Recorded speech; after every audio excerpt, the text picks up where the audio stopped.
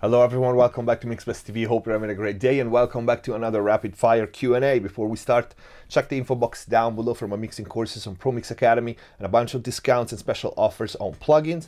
Now you can also become a MixbusTv member by clicking the join button here. You find one on every video here on MixbusTv. That means you can support the channel and help me out making more videos and better content, but most important, you can access to exclusive members only content, posts, videos, live chats, and even email consultations. So click the join button down here, take a look at what you get if you become a MixbusTv member. I know you guys love the rapid fire Q&A series a lot, but remember, I need your questions to keep it going, so go crazy in the comment. Let's get to today's question. Actually, is more than one question, it's the same question from different people. The first one is Alfredo Paris, which basically asking if you're training with other musician song and mixing and you reach a good level, can you maybe mix your own stuff pretty well? And the other similar question from Carl Jonan Ternstrom, what are the pros and cons of mixing material you both wrote and recorded yourself? Those are absolutely all good questions, same subject, so I grouped them. Well, first of all, if you have enough experience with other clients, other people mixes, can you mix your own stuff? You can, technically. Of course, if you made clients happy, it means that you technically can mix your own songs, okay? Given that you're a good songwriter, so you provide yourself with good arrangement, good sounds to begin with, but we assume that. Technically, yes, you can.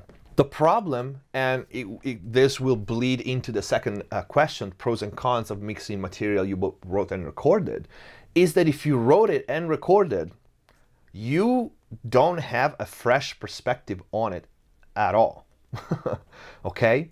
So you lack that critical point of view that only an external mixing engineer, only someone else can have on your material, okay? First of all, because you've been hearing it so much already. You wrote it, you recorded it, and now you're sitting mixing it. So you're not fresh by any stretch of imagination. Your perspective is biased, is you got used to so many things. You got used to how they sound already, you recorded it, and then there's the most important factor for me when asking this question, when answering this question, is the emotional attachment. That is what fucks everybody up when they try to mix their own stuff. And I speak from experience. So I know, I've been in all three places. I've been a musician and I got my stuff mixed. I've been a producer, musician, and songwriter and recording engineer. So I wrote, recorded, mixed my stuff. And now I am in the last, position. I only mix for clients and I'm mastering for clients. So I did it all. And I know how it feels, being in all three situations. The problem with the second, recording and writing and recording and then mixing, is that even if you're technically good at it, it's your stuff. It's your baby, your song. You are emotionally attached to it. And you're not objective anymore because you've been listening to stuff for so long. And if you are like me, this is also character. It depends what kind of person you are. But if you're like me, of course you want your stuff to sound better than anybody else. All right? It's your stuff. Especially if you mix it and if you compare with something else you mixed, of course you want your stuff to sound better. And better is never good enough. And if you want to sound better than the top 10, and you start comparing your stuff to really high-end productions, you start at that point from such a disadvantaged position because you're not fresh. You don't have anybody's input from the outside, aside from probably your friends or your bandmates, which is even worse if you ask me. You don't have other professionals giving you a feedback. Even if you have friends, yeah, they were going to give you a feedback, but then they cannot do anything other than giving you a couple of advices because they're not mixing it, you are. You don't change position. Meaning, if you hire a mix engineer, your mindset changes immediately, because it's not you, and you don't judge your own stuff, both what you recorded and what you're mixing, but you become in charge of the operation. You have someone working with you. Okay, you're their boss. When a client hires me, they're my boss, right? I need to do what makes them happy. So you miss that switch.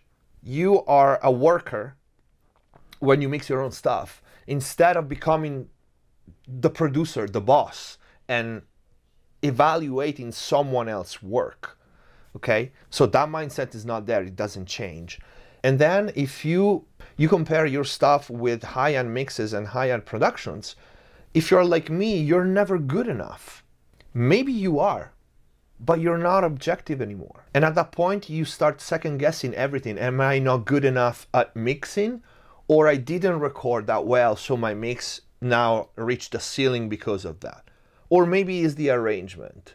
If you don't have someone else telling you that, you start second-guessing every move you made and every move that you're gonna make in the mix. And if you're a perfectionist like me, you're never gonna be good enough, even if you are good enough, okay? Because that's maybe just my personality. I always knock down my own stuff. It doesn't matter how good it is.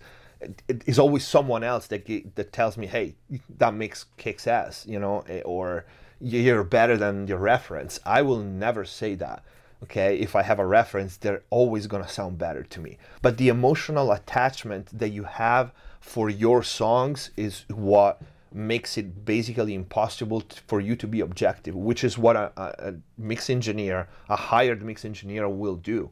Same for mastering. Can you master your stuff? Sure, but you miss the most important part. You miss the fresh ears of another engineer that you respect and you admire. So that's why it's not a matter of technical.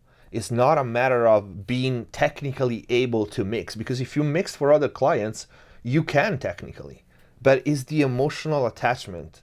Unless you are able to completely detach yourself emotionally from your material, the decisions that you will make when mixing will be always biased. Okay, and the end result, you will never be able to really judge objectively, because you're way too attached to it. But even if you have a iron will and you completely are able to shut down your emotions for the song you wrote and recorded, you still heard it too many times.